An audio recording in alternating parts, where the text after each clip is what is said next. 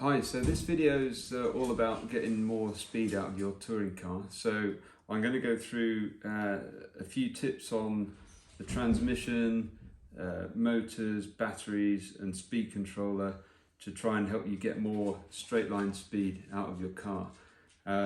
It's quite frustrating when you start racing if your car's not as quick as the others.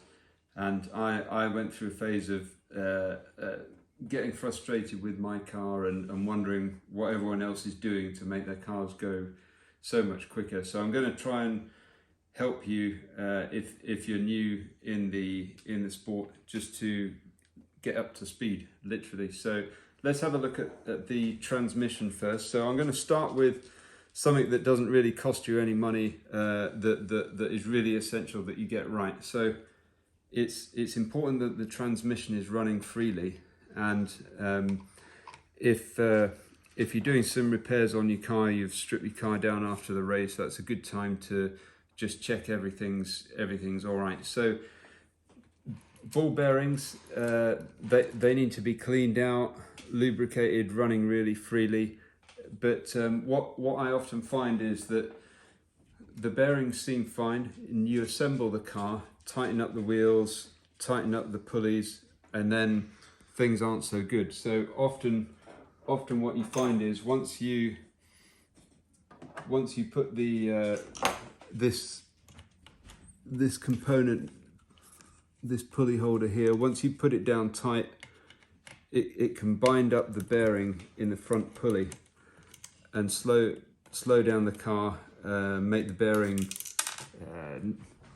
basically it puts it under pressure, and then it doesn't work properly and there's too much friction. So it's important that you make sure that when everything's tightened up, the bearings are still running smoothly. And one thing you can do to check that is to take the drive shafts out, connect this back up, and just spin the pulley on its own with these tightened up.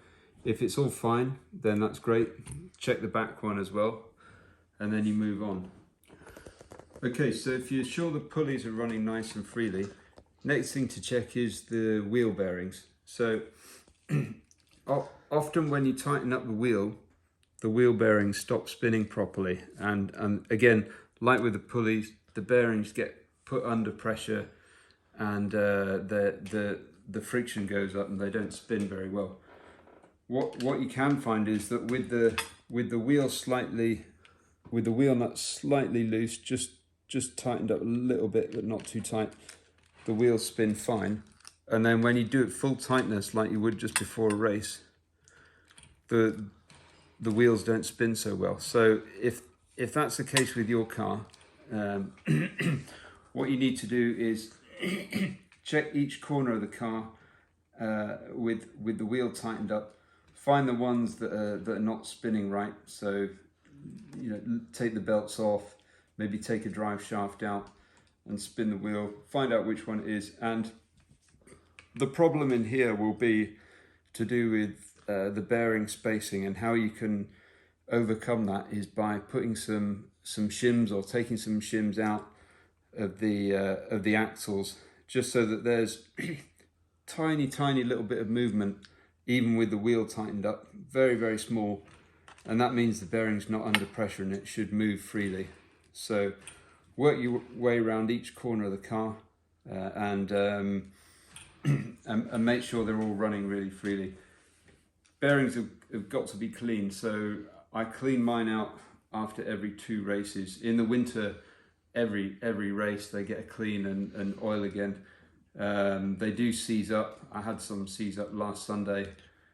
Even after 1 race meeting, I get home and I've got 4 seized up bearings.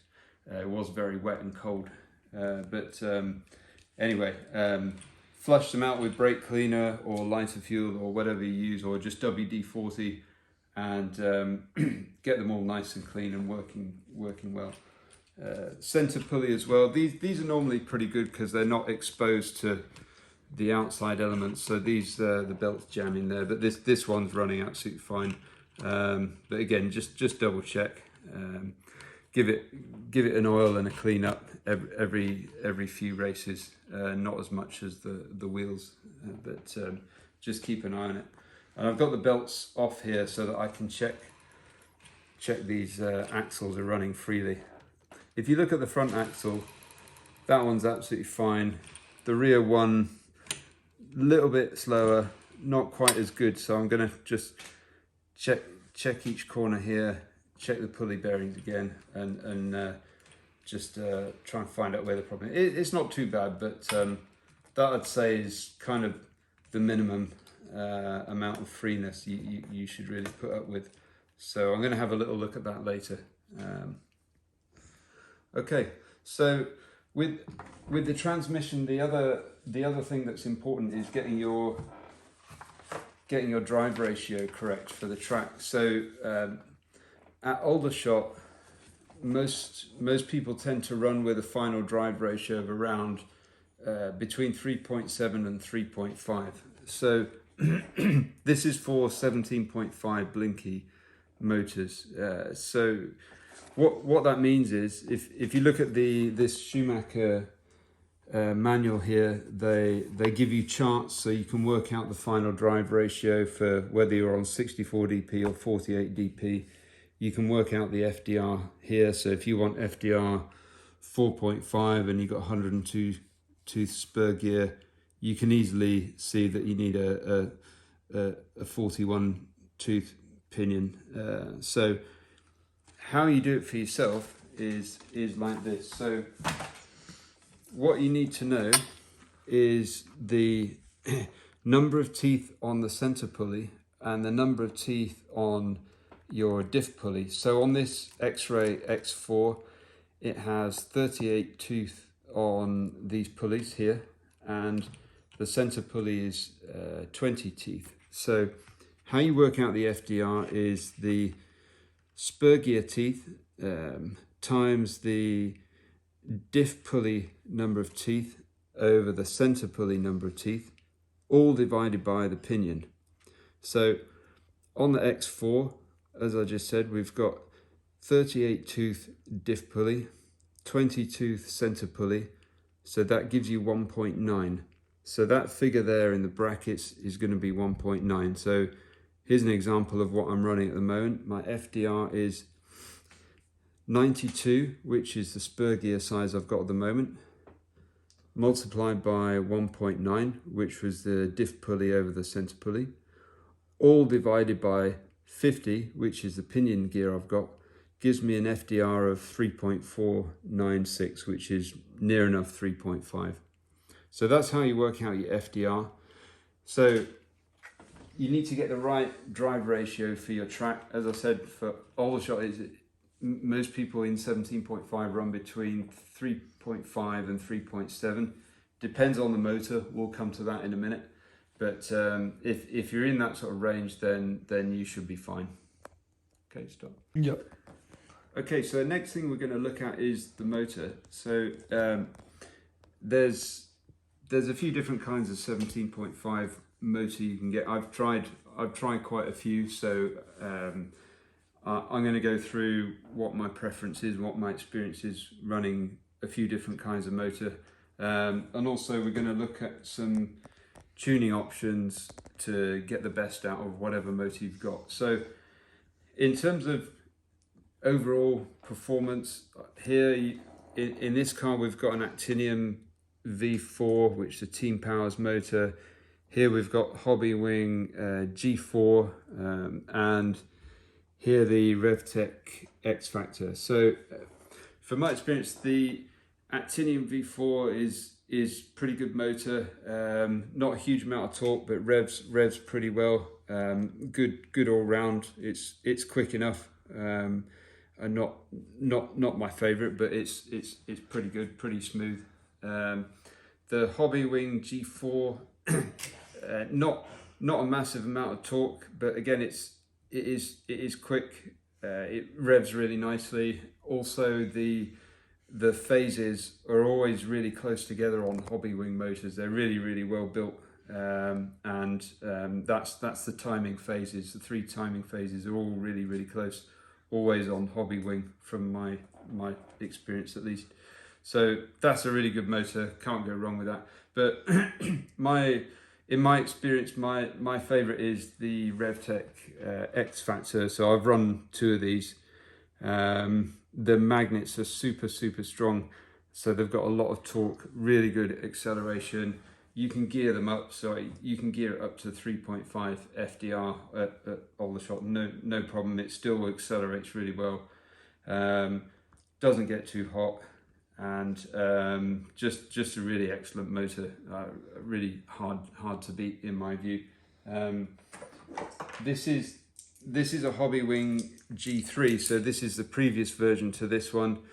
If you can get hold of one of these, you know, maybe used but not used too much, in good condition, then I'd recommend it. They're still really great motor. In fact, I can't tell too much difference between the G3 and the G4. These are still great and really competitive. So if you've got one of these already, or you can get your hands on one, then I'd really recommend it. This one here, this is R1 Volta. Pretty disappointed with this actually. So when I first got this, the phases, I did a timing check on the on my motor analyzer, and the 3 phases were out by about one of them was out by 5 degrees. Really, they shouldn't be out more than 2 degrees, 3 degrees at the most. This was miles out. I got a new sensor board. I complained to them, but I still had to buy a new sensor board. I put that in. Now they're within 3 degrees, which is just about acceptable, but it's still not a great motor. So I don't know. I mean, if you've got one, fine, make the best of it. But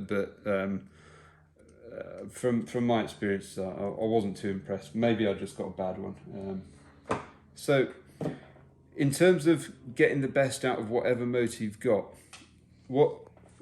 what's important to understand is, although you can adjust the timing on these motors by turning the end bell, you can see the timing marks on this one here. So I've got that set at 40 degrees at the moment, and you can adjust the timing. So as you increase the timing, the RPMs is going to go up, but there's a price to pay for that. As you increase the timing, although you get more RPMs, the motor torque is going to go down, so you're going to have worse acceleration. So what you need to do is find the sweet spot between with the timing setting between acceleration and top speed from the RPMs. The other thing to be careful of is, as you increase the timing, the current of the motor gradually goes up 2 amps, 3 amps. As you get towards 4 amps, it'll start to rise very suddenly, and certainly as you get to 6 amps free running, then your motor is going to be getting quite hot, and also a slight adjustment, a slight increase further, and the current just goes right up, or not quite exponentially, but it goes up really steeply. So you have to be careful with the end bell timing settings, that you're not getting too carried away, and you know, you can't just turn it up and expect more performance. The motor's going to get hot and you're going to suffer with acceleration. So just keep that in mind. I do some tests with my motors, and I write the results down just so I can keep an eye on how they're doing. I mark the date here, and I just write down all the readings from my motor analyzer, and just check on how they're doing. So currently with this motor here, the RevTech, which I'm really happy with, this is running at 3.8 amps on the analyzer on no load. So that works for me. That seems to be a good spot for this motor. It's going to be different for every motor.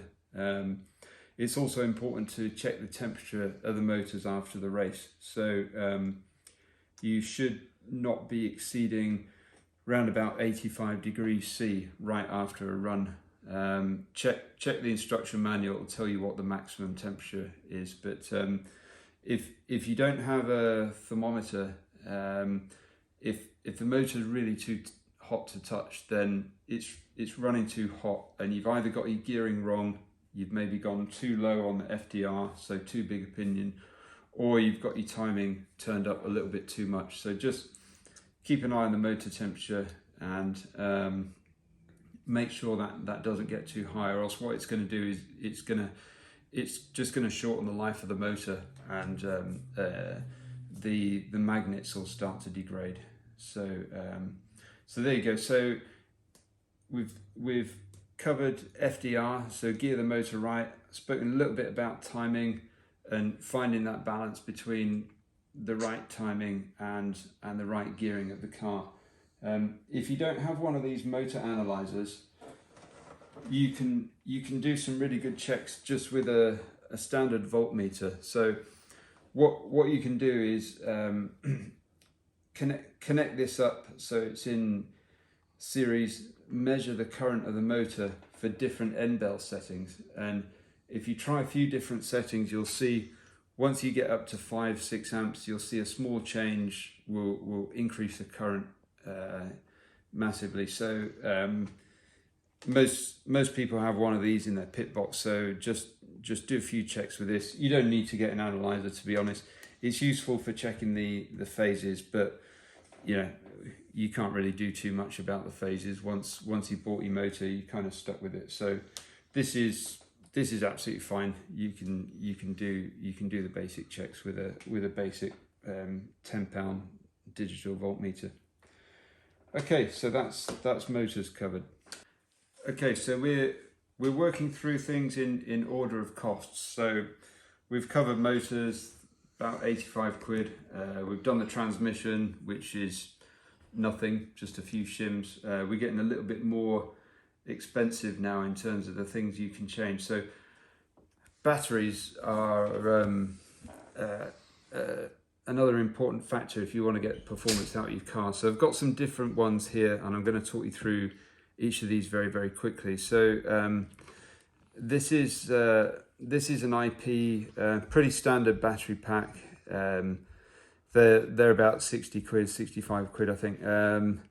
Reasonable enough battery. It's good enough to get you going. From my experience, it doesn't have as much punch and acceleration as some of the higher end ones, but it's absolutely fine. They're okay. This next one here is basically a mistake, and I want to share that with you. I got a couple of these LRP batteries. LRP is a good brand, really good batteries, but I didn't realize when I was just starting out that modified spec batteries for stock racing are not as good as stock batteries. That sounds obvious, but I didn't know at the time. These are designed for modified motors. They don't give out as much punch as the stock spec. They are about £5 cheaper. The capacity's okay, but I can really tell the difference when I run the modified ones in my car compared to the stock. They don't have as much acceleration, and it's really, really noticeable. So what I do, I use these for practice or whatever, or early rounds, and they're fine for that. But don't make the same mistake that I did. Stock spec batteries are better for stock racing, 17.5 racing. Sounds obvious, but there you go. In terms of the better stock spec batteries, LRP is good. I've been really happy with these. They're a good brand, good batteries. From my experience, these Sunpado lipos are really, really good. So I've got two of these, and I saved them for finals because I can really notice the performance difference. Maybe I just got lucky with the ones that I got, but they really are excellent. So I'd recommend these, whether you've got LRP or these. I know there's lots of other brands, but I'm really happy with both of these. So in terms of the capacity of the batteries, another mistake I've made is I've probably gone a little bit low on the capacity. So this is 6,100 milliamp hours. For 17.5 racing, you're probably better to go for a 7,000 or maybe even 7,500. I get on okay with these. If you do go higher capacity, they're a tiny bit heavier, but you'll get more consistent voltage throughout the run. I mean, I don't really notice that much of a drop off with these, but if you're going to spend the money, I'd recommend you go up one on the capacity. Go for 7,000. Not a big deal if you've already got them. It's fine. I mean, I don't really have an issue, but just one of those things I've learned. So next time I'll go for 7,000. But just bear in mind that they're a different weight, so you need to rebalance your car for the battery. So in terms of charging and discharging, there are safe recommendations for charging batteries. So for these ones, the charging current limit is 3C. So let me explain what that actually means. So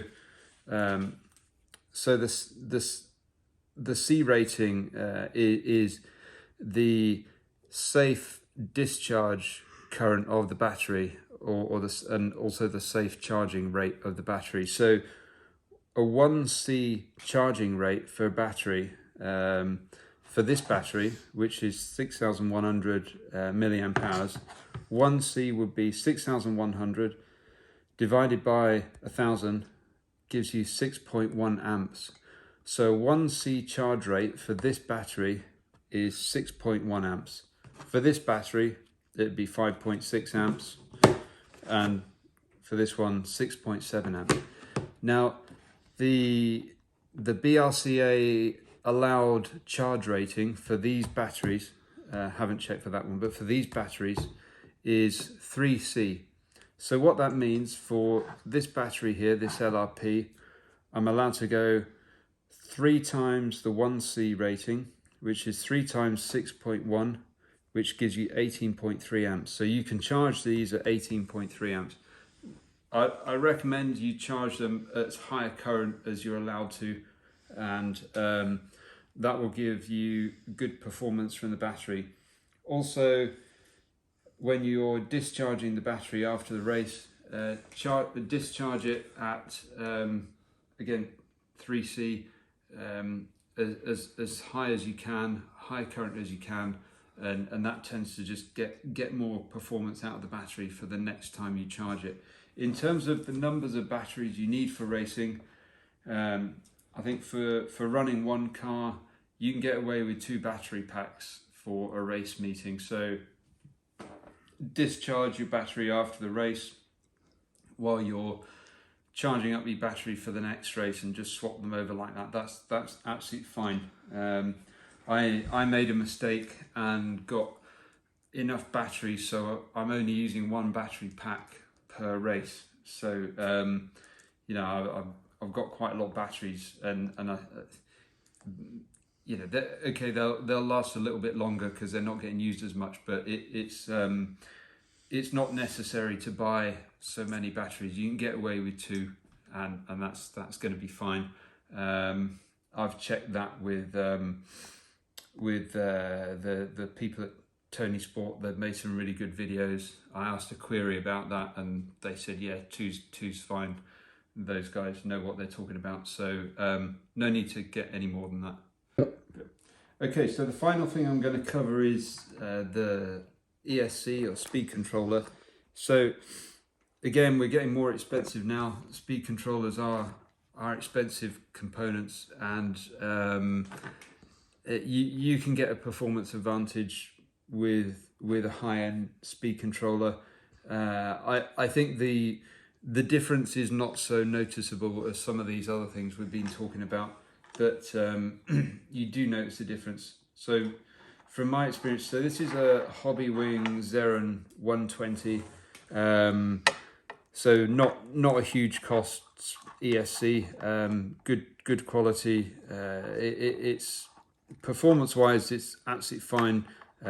Power acceleration is good. The thing I noticed about this is the brakes are not as good as on the higher end ESCs, but it's a decent unit. It's absolutely fine, and certainly if you're getting going, I would really recommend this. It's good value for money, and it will do a good job. But if there's one criticism, it's just the brakes are not as good. So just keep that in mind. The speed controller I use, which is my favorite, is the Hobbywing XR10 Pro. It's quite expensive. They're about 170 quid, so it is a lot of money.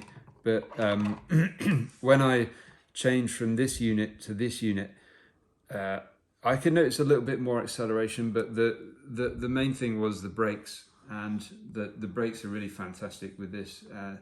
Also, what I like about these is you can set the parameters really easily. There's an app for your phone. You can change the braking. You can change all kinds of characteristics with the acceleration. You can store setups so that you can change, easily during a race from one setup to another. If it's wet, maybe not so much punch, etc. So all kinds of things you can play with. There's some great videos on these as well in terms of how to set them up. Some of the Alexander Hagberg videos are great. He'll go through all the parameters and tell you exactly what each one does. And so I really like these units. They are quite expensive, but in terms of performance and also in terms of how easy they are to set up, no complaints at all. They're a really great unit, but again, it's a lot of money. You can do absolutely fine with a unit like this. So we're talking marginal gains now. So that's all I've got to cover. It's quick, but hopefully that's helpful for you. And if you go through these things that I've covered, make these changes to your car, make sure the transmission's running really well. That won't cost you a penny. That's just a bit of your time. Then hopefully you'll get to the stage where your car is quick and you can focus on other things, and you're not